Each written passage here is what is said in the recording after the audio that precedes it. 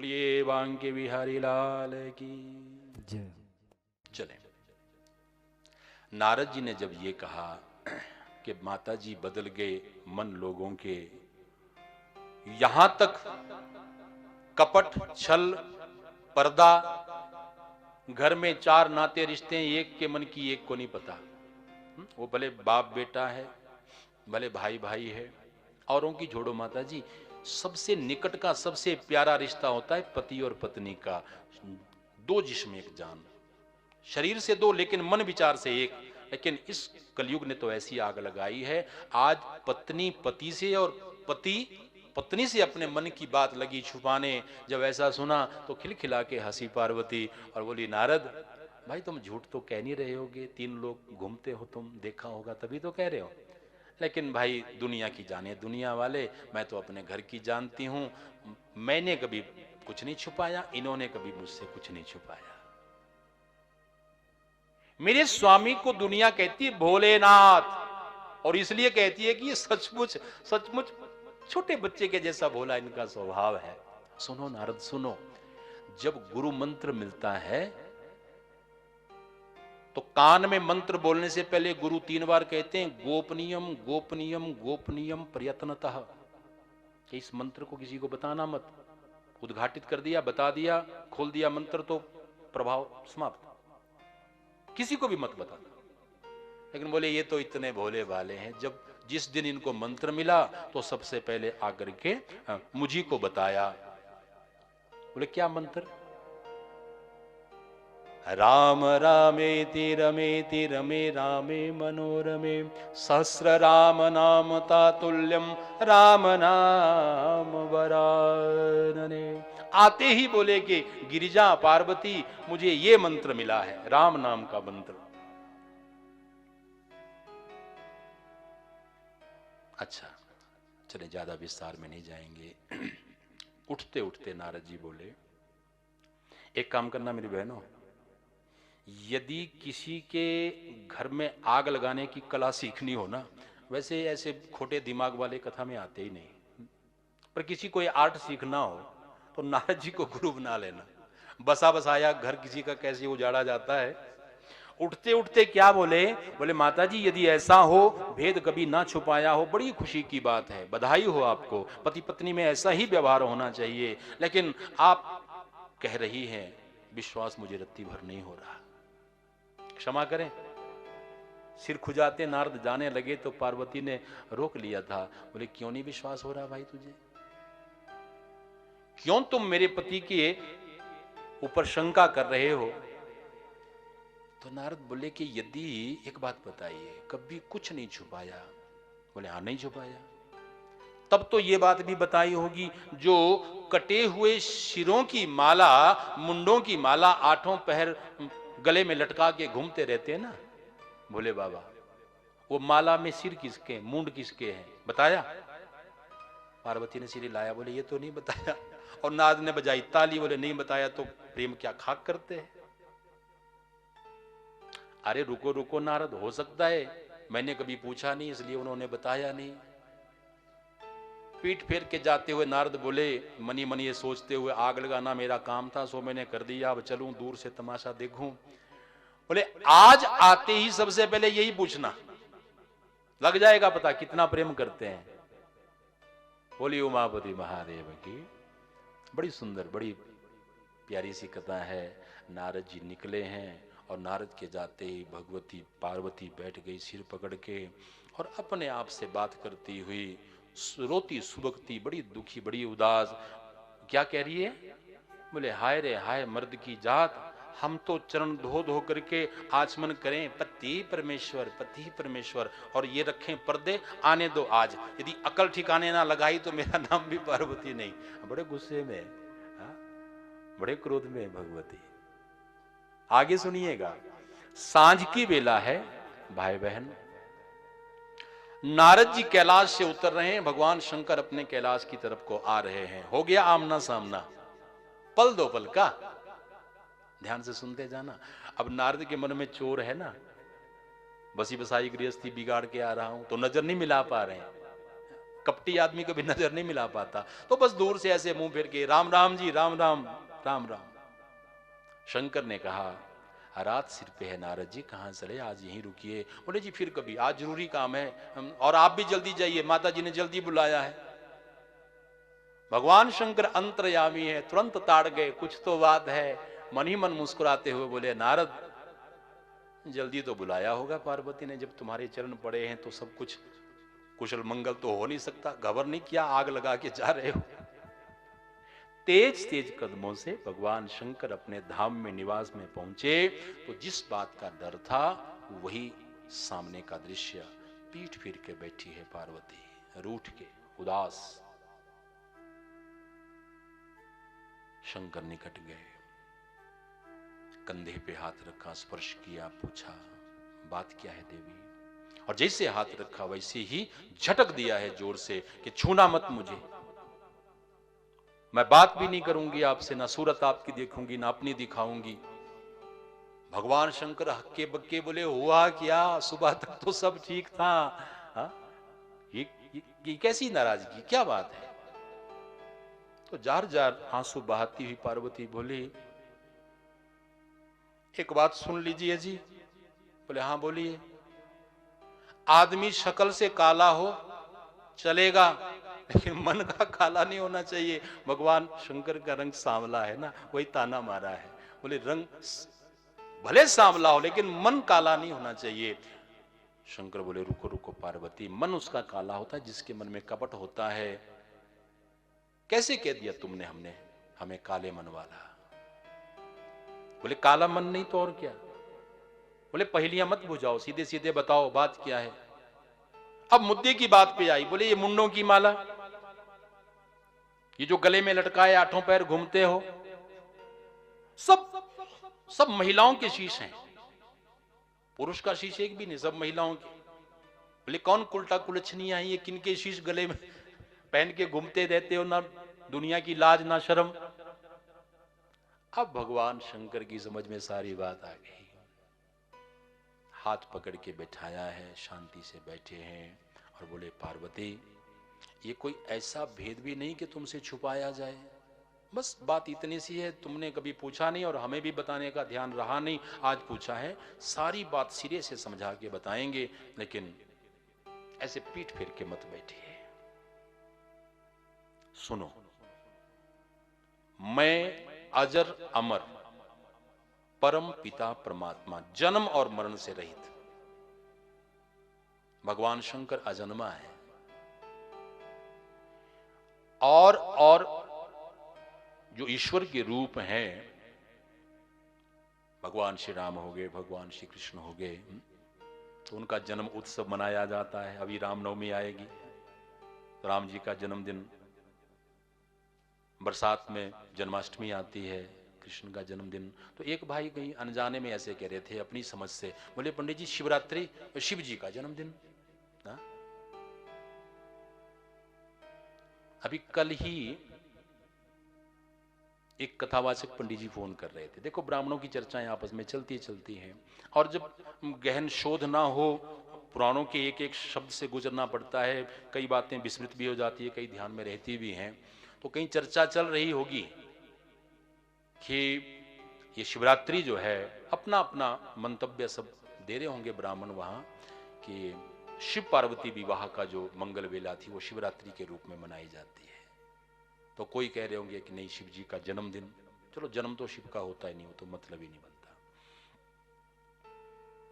लेकिन शिव पुराण के बीच में शिवरात्रि का जो प्रसंग आता है, आपने शिव पुराण की कथा भी सुनी होगी। ब्रह्मा विष्णु इन सृष्टि के आदि देवताओं के बीच में मैं बड़ा ऐसी बहस हुई, और दोनों के बीच में वो चमकता हुआ अग्नि का खंभा प्रकट हुआ, जिसका ना आदि ना अंत, और वहां से आकाशवाणी गूंजी उस खंबे से, ओंकार स्वरूप वो दिखा उस खंबे के बीच में, और वाणी मैं परमपिता परमात्मा, ये ओम ये मेरा स्वरूप है, मैं शिव हूं, ब्रह्मा विष्णु तुम मुझी से प्रकट हुए हो। ऐसे ऐसे वो महाअनल स्तंभ जो प्रकट हुआ था, उस रात्रि को ही शिवरात्रि के रूप में मनाया जाता है, ये शिव पुराण के अनुसार। बोलिए उमापति महादेव की। अपनी कथा को आगे बढ़ाएं। शंकर बोले पार्वती, मैं जन्म मरण से रहित ईश्वर परमेश्वर और तुम हो मेरी शक्ति प्रकृति। बात तार से तार जोड़ते जाइएगा। प्रत्येक युग के अंत में प्रकृति का अंत होता है, प्रत्येक युग के प्रारंभ में नए सिरे से इस प्रकृति का सृजन होता है, निर्माण होता है।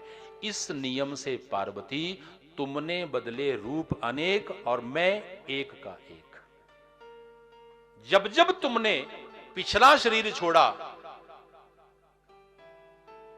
तो काट करके शीश हमने माला में पिरो लिया, गले में पहन लिया। गिन के देख लो, इतने जन्म तुम्हारे हो चुके हैं। ये शीश किसी और के नहीं है, तुम्हारे ही शीश हैं। मिलेगा किसी को ऐसा पति? मरी पत्नी के कटे शीश माला बना के पहन के घूमता हो। शंकर को आशा थी कि अब नाराजगी मिट जाएगी, लेकिन हुआ इससे ठीक विपरीत। अभी तक थोड़ी बात कर भी रही थी, अब तो एकदम परे को घूम के बैठ गई पार्वती, ये कहते हुए, मैं सोचती थी आप कपटी हैं, लेकिन आप तो निकले महाकपटी। शंकर पूछे अब क्या हुआ? तो रोते रोते बोली, एक बात बताइए जी, कौन सी दवा पी रखी है जो कभी मरते नहीं हो? प्रेम करते होते तो मुझे भी पिला देते, अपनी भांति मुझे भी अजर अमर कर देते, यदि प्रेम करते होते। भगवान शंकर बोले, सहमति में सिर हिलाया। पार्वती, हां, ये भूल तो अवश्य हो गई। हम तुम्हें अपनी तरह अजर अमर नहीं बना पाए। चलो आज अमर बनाते हैं तुम्हें। सबसे पहले तो वो कारण सुनो कि जिसकी वजह से हम अमर हैं। एक अद्भुत, एक दिव्य अलौकिक ज्ञान अमर कथा के रूप से वो हमने अपने हृदय में छुपा के रखा है, किसी को नहीं सुनाया। वो ज्ञान ऐसा है पार्वती, तुम्हारी तो क्या बात है, कोई सांसारिक जीव, कोई मनुष्य, कोई भी सुन ले उस ज्ञान को तो अजर हो जाए, अमर हो जाए, कभी मृत्यु उसका बाल भी बांका ना कर सके, ऐसा वो ज्ञान है। अब तो लगी हाथ जोड़ने, अब तो लगी चरणों में दंडवत करने कि मुझे भी वो अमर कथा सुननी है, मुझे भी अवश्य आप अमर कथा सुनाइए। भगवान शंकर बोले, पार्वती, ये ऐसी अद्भुत कथा है, शोर शराबे में तो इसका पूरा प्रभाव, पूरा पुण्य नहीं मिलता, तो यहां तक कि हवा की साएं साएं भी ना हो, ऐसा निर्जन स्थान चाहिए। आओ आगे शंकर, पीछे पार्वती किसी शांत स्थान की तलाश में निकले हैं और चलते चलते कहां पहुंचे? उसी गुफा में जहां वो तोते का अंडा पड़ा है, वो दिव्य शुकदेव रूपी आत्मा तोते के अंडे के रूप में। आसन बिछाया शंकर ने, सामने बैठी पार्वती और भगवान शिव की पीठ पीछे अंधेरे में वो तोते का अंडा। और पहले ही दिन की कथा में वो अंडा फूट गया, उसमें से पंछी जीव बाहर निकल गया और पार्वती के साथ कथा को वो भी सुन रहा है, धन्य धन्य स्वयं को मानता हुआ।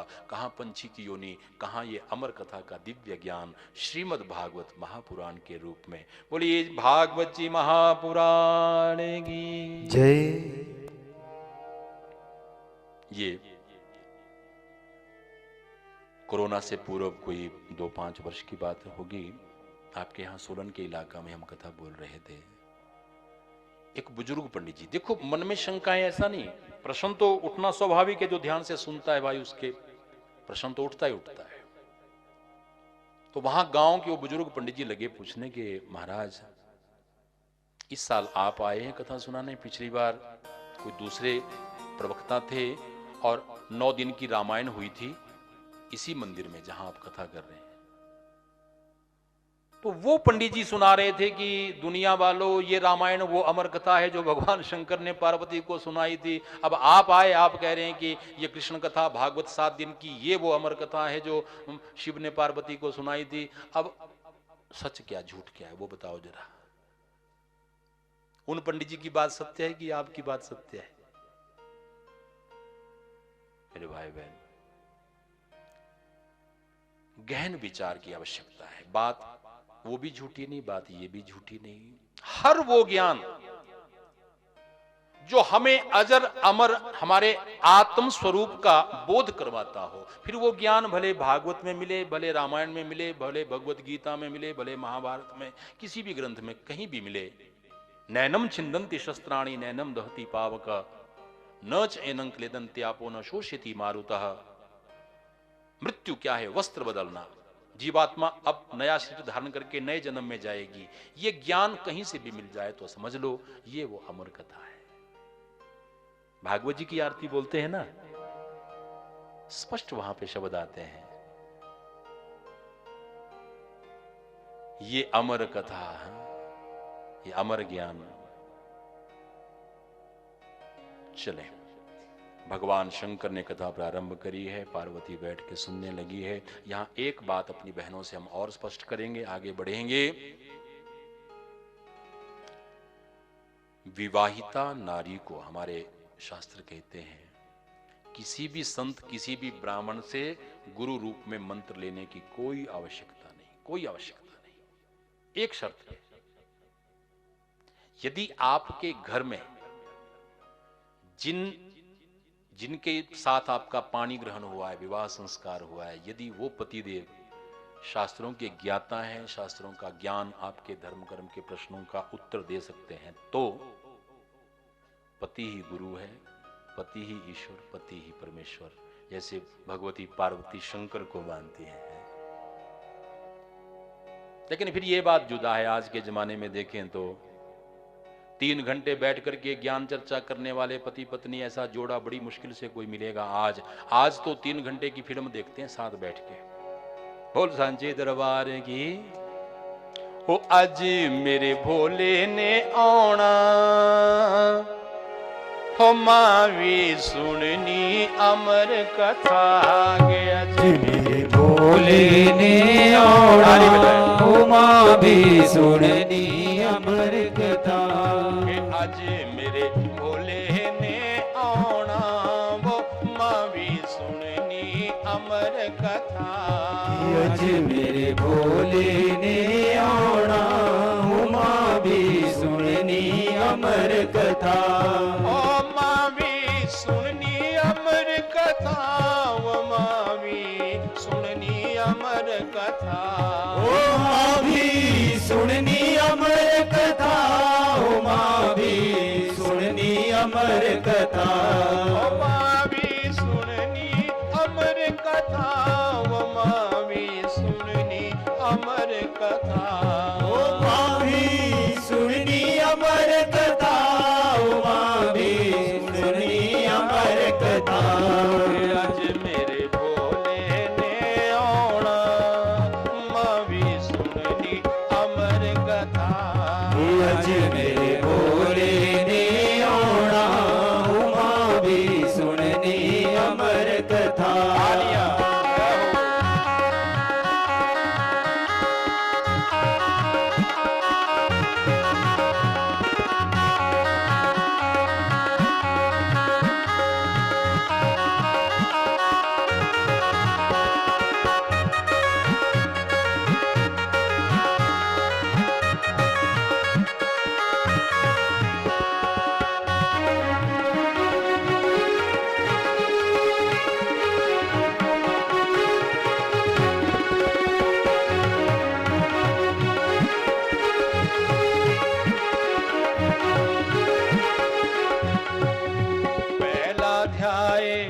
कथा दा लगिया, पहला ध्याई कथा दा लगिया।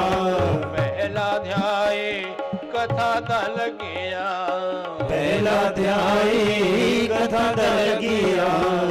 राज जगाने लगी, हो मावी सुननी अमर कथा।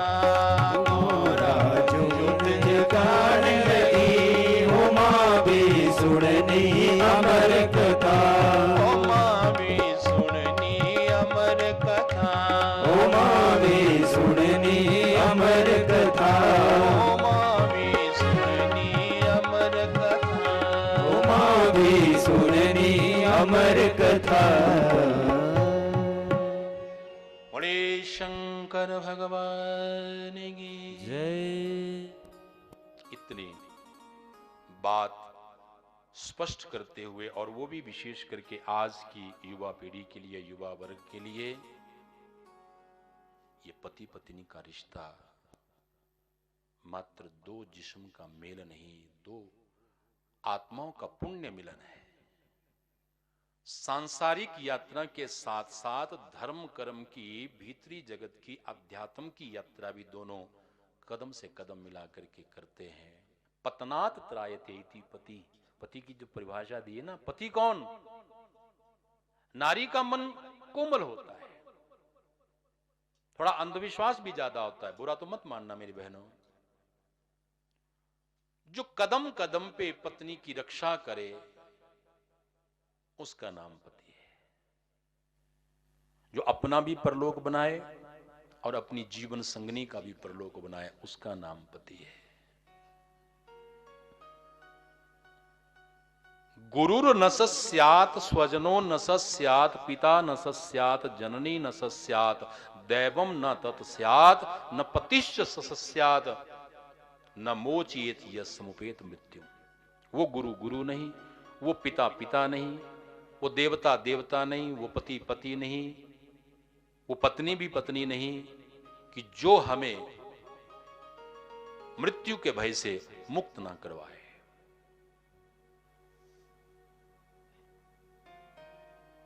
बोलिए बांके बिहारी लाल की। अध्यात्म मार्ग की, धर्म के मार्ग की यात्रा है ये। इसको कोई गुड्डे गुड़िया का खेल मत समझना।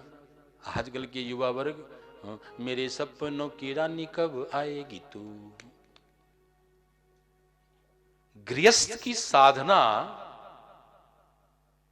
हम तो कहेंगे सन्यास से भी कठिन है।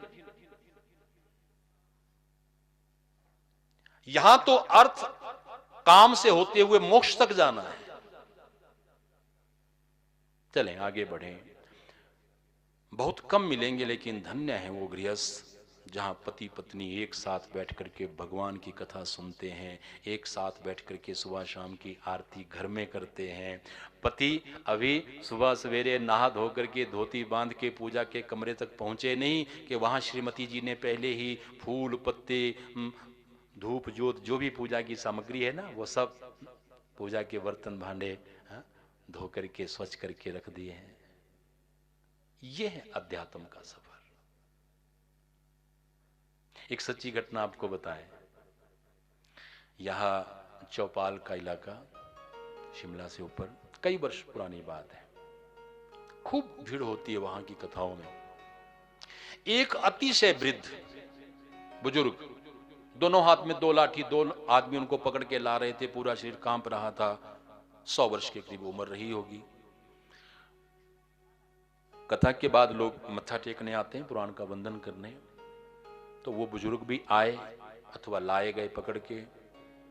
10 रुपया जेब से निकाला, पुराण पे रखा, मत्था टेका, और यहां से फूल चावल कुछ भी आशीष के रूप में दिए जाते हैं, सो माथे से लगाए, जेब में रखे, फिर 10 रुपया निकाला, फिर रखा, फिर मत्था टेका। हमें लगा कि बुढ़ापे में कई बार याददाश्त बड़ी कमजोर हो जाती है ना, शायद इनको ध्यान नहीं रहा कि चढ़ावा चढ़ा चुके, हम आशीर्वाद ले चुके। तो हमने थोड़ा जोर से कहा कि बाबा जी फूल तो आपने ले लिए, ये दोबारा किस लिए हाथ आगे। अब बाबा जी तो जवाब देकर के निकल गए ना, लेकिन हमें सोचने को मजबूर कर गए। पता क्या बोल के गए? बोले पंडित जी ये दूसरी बार के फूल मेरी घरवाली के लिए। बोल सांचे दरबार की जय हो। इलाका में जब कहीं कथा होती थी हम दोनों साथ जाते थे, लेकिन अब कुछ वर्षों से वो बेचारी बिस्तर पे है, उठना बैठना भी मुश्किल है, तो उसके लिए भी आशीर्वाद लेके जाओ। एक काम करना मेरी बहनों, यदि आपको भी ऐसे वाले पति परमेश्वर मिले हों, विनती है आपसे, आज की कथा से घर जाओ, एक बार तो दुपट्टा जरा सिर पे खींच करके, थोड़ा पल्लू चरणों में लगा करके, मत्था टेक के यूं कह देना कि आप जैसा पति पा करके मैं धन्य हुई। भगवान मेरी सुने तो हर जन्म में आप ही मिले पति रूप में। यह पति पत्नी का असली रिश्ता। पति वो जो अपना भी परलोक बनाए और जीवन संगिनी का भी परलोक बनाए, और इसके ठीक विपरीत जो कथा कीर्तन तीर्थ व्रत से आपको रोके, धर्म के कामों से, और शराब कबाब की महफिलों में जबरन चलने को कहे कि चल तू भी मेरे साथ बैठ, तू भी मेरे साथ अंग्रेजी पी। कलयुग का जमाना भाई बड़ा खोटा जमाना है, जितना कहें उतना थोड़ा कलयुग के बारे में। कथा कीर्तन में नहीं, आजकल तो भाई डीजे की अश्लील गीतों पे ठुमके लगते हैं। एक जगह शादी ब्याह में कहीं, वैसे तो कम जाना होता है हम लोगों का, लेकिन कहीं रिश्तेदारी में, और वहां डीजे पे गाना बज रहा है, बीड़ी जलैले जिगर से पिया, बीड़ी जलैले। अब हम सिर खुजाते सोचते रह गए कि बीड़ी जिगर से जलती है कि बीड़ी से जिगर जलता है। गीत लिखने वाले ने कितना गलत लिखा। हाँ, जिगर से दिल से छू के बीड़ी नहीं जलती, हाँ बीड़ी से जिगर जरूर जलता है। बोलो सांचे दरबार है कि खबर नहीं क्या क्या। हट जाता हूं हट जा, नाचन दे नाचन, हरियाणवी गीत भांत भांत के। एक चलो माता बहनें हंस रही है, चलो थोड़ा हंसी मजाक भी जरूरी होता है। इतना ध्यान अवश्य रखना, यदि कथा के शब्द ज्ञान के अच्छे ना लगते हो किसी को, और ये डीजे की धुन ही ठुमकने को अच्छी लगती हो, तो नरक दूर नहीं है। हम अपने हाथों अपने लिए नरक की तैयारी कर रहे हैं। भोगों की योनियां अन्य है। ये जो मनुष्य का चोला है ना, ये तो भगवत प्राप्ति का साधन है। गर इसी जन्म में उसको जाना नहीं, तो मनुख जन्म पाने से क्या फायदा, क्या फायदा। आइए कथा में लौटिएगा। एक निवेदन और रहेगा, बीच बीच में कथा अपनी मूल लड़ी छोड़ के यहां वहां थोड़ा खिसकती है, लेकिन असली श्रोता वो होता है जो मूल लड़ी को मन ही मन पकड़ के रखता है। जो भूल जाए ना कि कहां से हम हटे थे, तो वो असली श्रोता नहीं है, उसको तो आलसी कहेंगे। हरिओम जी, स्वागत है महाराज। बोलिए उमापति महादेव की जय। अमर कथा प्रारंभ करने से पूर्व भगवान शंकर ने कहा था, पार्वती 2-4 नियम है इस कथा के, सुन लेना और उनका पालन करना अच्छे से, यदि पूरा पुण्य तुम चाहो तो। आप लोग भी सुन लेना, आपके लिए भी वो नियम है। सबसे पहला और सबसे मुख्य नियम, भागवत पुराण के समक्ष सामने बैठ करके कथा को सुना जाता है। कई लोगों की ऐसी आदत होती है ना, बोले बगल में ही तो मेरा कमरा है? हाँ, तो बिस्तर पे लेटे लेटे अपने चाय पान भी करते रहे, अपना धूम्रपान भी, कई कई लत होती है, तो बोले कथा की आवाज तो वहां तक भी आ जाती है। चले, पुराण का दर्शन वहां नहीं है। और एक आपको बात बताएं, एक भाई कह रहे थे, बोले टीवी पे अच्छी अच्छी कथाएं आती हैं। ठीक है, प्रभाव उन कथाओं का है, लेकिन जो पुराण के समक्ष बैठ करके 3 घंटे पुराण का दर्शन करते हुए कथा को सुना जाता है, वो प्रभाव नहीं है। बोले बांके बिहारी लाल की, उसमें तो एक उल्टे दोष लगता है। इस ब्रह्म विद्या की चोरी का, ईश्वरीय ज्ञान की चोरी का दोष लगता है। आगे आप सुनेंगे, आपने सुना भी होगा, उस तोते के बच्चे के पीछे भगवान शंकर ने अपना त्रिशूल छोड़ा था। जब 7वें दिन की कथा में भगवती पार्वती को नींद आ गई और हुंकारा भरते हुए उस पंछी के बच्चे ने उस कथा को सुना, तो वह भगवान शंकर ने मन ही मन कहा, सामने बैठ करके सुनता। किसने मना किया था? छुप करके सुना है ना। बस इतनी गलती, इतना दोष, और मारने के लिए त्रिशूल छोड़ा था पीछे। सो पहला नियम, सामने बैठ करके सुनो कथा को। दूसरा नियम, बीच कथा के बातचीत नहीं करनी है। संसार की बात तो छोड़ो, संसार का ध्यान भी नहीं करना है। ध्यान भगवान का, हरि नाम का, उसी में डूबना है। और बीच में अति आवश्यक हो तभी उठना है। अनावश्यक रूप में नहीं उठना है। और अंत में कहा था भगवान शंकर ने, पार्वती सबसे अंतिम और सबसे विशेष जो शर्त है वो भी सुन लो। कुछ ऐसा वरदान है इस कथा को, वरदान कह लो आप, अभिशाप फटकार कह लो, कुछ भी।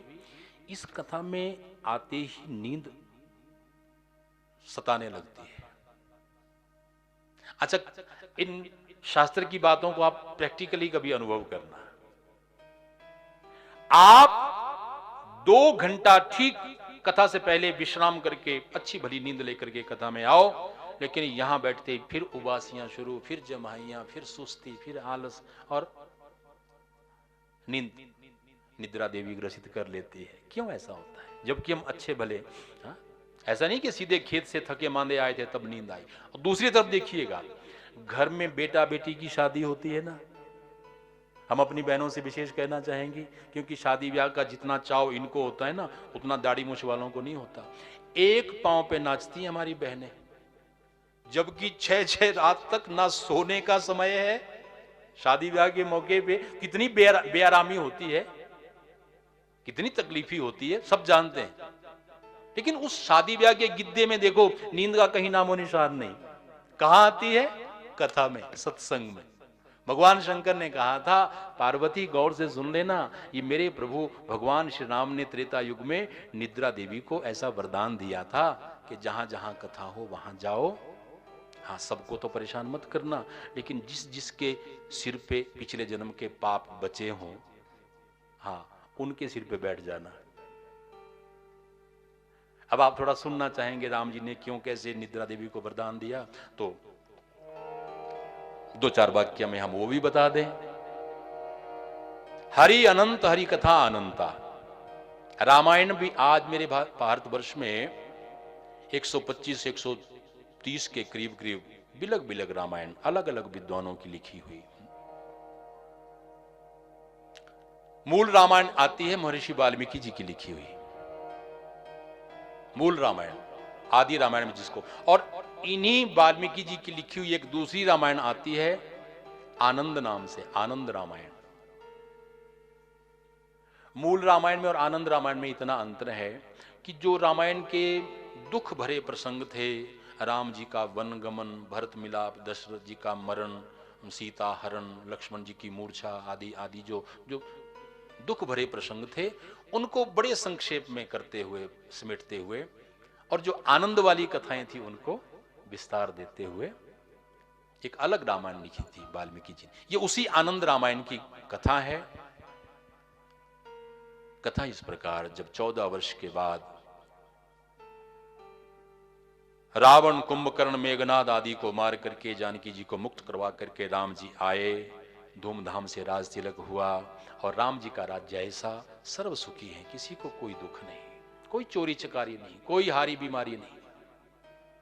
बोलिए राजा रामचंद्र भगवान की जय। आजकल के नेता भी कहते हैं, बोले हमें वोट दो, हम राम राज्य लेकर के आएंगे। जब से हमने होश संभाला है ना, अपने बचपने से हम सुनते आए हैं राम राज्य, कोई आज तक तो ला नहीं सका भाई, जिसमें सब सुखी हो। चले आगे चलिए। एक बार की बात, भगवती जानकी मैया सीता जी उन दिनों मासिक रजस्वला धर्म में थी, इसलिए महलों में प्रभु श्री राम के निकट उनका निवास नहीं था। और जिस रात्रि की हम आपको ये घटना सुना रहे हैं, उस रात्रि राजमहलों के बाहर भगवान विष्णु का जो मंदिर है, वहां भजन कीर्तन जागरण का कार्यक्रम, तो सब दास दासियां नौकर चाकर वहां झूम झूम के गा रहे हैं, नाच रहे हैं, कीर्तन कर रहे हैं। आधी रात का वक्त होगा। राम जी को किसी दुखी नारी के रोने का स्वर सुनाई दिया। सोचने लगे मेरे राज्य में कोई दुखी है ही नहीं, तो फिर ये कौन रो रही है? ऐसा लग रहा है जैसे अयोध्या के बाहर जो सरयू नदी बहती है पवित्र पावन, उस नदी के तट पे कोई दुखियारी महिला कोई रो रही है, नारी। लखन को बुलाया, भैया मैं जाऊं पता करूं? राम जी बोले, लखन जाकर के दास दासियों को कहो वो जाएं और लेकर के आए, कौन रो रही है? लखन जी गए राम का संदेश लेकर के, दास दासियों को कहा कि जाओ पता करो। तो वो बोले कि भजन कीर्तन में इतना आनंद हो रहा है लखन भैया, बुरा तो मत मानना, लेकिन हमारा जाने का मन नहीं कर रहा, नहीं जाएंगे। अरे पाप लगेगा। बोले पाप लगेगा तो जो कीर्तन कर रहे हैं भगवान के नाम का, इससे तो जन्मों जन्म के पाप कट जाते हैं, ये वाला भी काट लेंगे, लेकिन हम कीर्तन छोड़ के नहीं जाएंगे। खाली लखन जी लौटे, राम जी को बताया कि वो नहीं आए, भैया आप कहो तो मैं जाऊं। थोड़ा गुस्सा आया राम जी को उन दास दासियों पे, लेकिन राम जी का क्रोध भी बड़ा शांत है। बोले लखन तुम भी थके हो, कोई बात नहीं, हम स्वयं जाएंगे। पुष्पक विमान सजाया, राम जी बैठे और अगले ही पल सरयू तट पे क्या देख रहे हैं? घुटनों में सिर दिए हुए भयंकर डरावने भयावने काले कलूटे रूप स्वरूप वाली एक नारी सुबक सुबक के रो रही है। सिर पे हाथ रखा राम जी ने और पूछा, कौन हो बहन, क्या दुख है तुम्हें? अपने सिर पे किसी का हाथ अनुभव हुआ तो आंखें खोली, सिर उठाया, सामने प्रभु राम दिखे तो दोनों हाथ जोड़ दिए और जार जार रोते हुए बोली, आप आ गए प्रभु, धन्य हो गई मैं, धन्य हो गई। आपसे ही मिलने तो आ रही थी, लेकिन यहाँ चप्पे चप्पे पे सैनिक बर्छी भाले लिए हुए खड़े हैं, मैं चाह कर के भी नगरी के बीच में आप तक पहुंच नहीं पाई और बेबस थी, इसलिए यहाँ रो रही थी। अब आप आ ही गए तो मेरा दुख दूर करिए। कौन हो तुम देवी? तो रोते रोते बोली, मेरा नाम निद्रा है, सादे शब्दों में कहें तो नींद। मैं ब्रह्मा की पुत्री, ब्रह्मा ने मेरा निर्माण किया है। जब तक रावण का भाई कुंभकर्ण जीवित था, हरामी 6-6 महीने सोया रहता था। मेरा निवास, मेरा रहन सहन ही कुंभकर्ण के शरीर में था। नींद कह रही है कि मैं कहां रहती थी आज तक प्रभु? कुंभकर्ण के शरीर में। वही मेरा महल, वही मेरा झोंपड़ा था, लेकिन आपने उसे मारा तो मेरा झोंपड़ा टूट गया, मैं घर से बेघर हो गई। तो ब्रह्मा के पास गई और ब्रह्मा को पूछा कि मुझे स्थान बताइए, अब कहां जाऊं?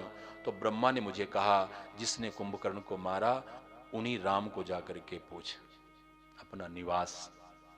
बस वही पूछने आई थी प्रभु। पूरी बात सुनी। कथा का यहां निष्कर्ष है, उपसंहार है। राम जी के मन में थोड़ा सा वो दास दासियों का भी आ रहा था। बड़े आए कीर्तन भजन वाले, उन्हीं की वजह से हमें आना पड़ा, नहीं तो वो आते। तो क्या स्थान बताया? निद्रेषिणु वचो में अद्य ते स्थानम कीर्तयाम्यहम्। तुम्हें कुछ स्थान बता रहे हैं हम, निद्रा देवी, बस वहां जाना, वहां रहना, और जगह नहीं। और वो स्थान, पापात्मनो नरो भूम्याम ये शृण्वन्ति हरि कीर्तनम पुराण श्रवणम वेद पूजनम जपम तपम तपो ध्यानम च होमादि यत् यद् कुर्वन्ति पापिनः। बोलिए राजा रामचंद्र भगवान की जय। इन श्लोकों का अर्थ, राम जी के बड़े सुंदर वचन आनंद रामायण के बीच में बोले, निद्रा, जब जब दुनिया में कोई पापी मनुष्य कथा में आकर के बैठे या धर्म ग्रंथ का अध्ययन करने के लिए बैठे या पूजा या हवन के लिए बैठे, एक तो पापी बैठते ही नहीं है, लेकिन बैठे तो बैठते ही जड़ता छा जाती है, नींद। ये राम जी का वरदान था, राम जी का निद्रा देवी के लिए वचन। तो कथा का संदेश आप समझ रहे हैं, कथा की सीख। नींद सबको नहीं आती, और जिनको आती है वो समझ लेना कि थोड़ी बीमारी अभी है,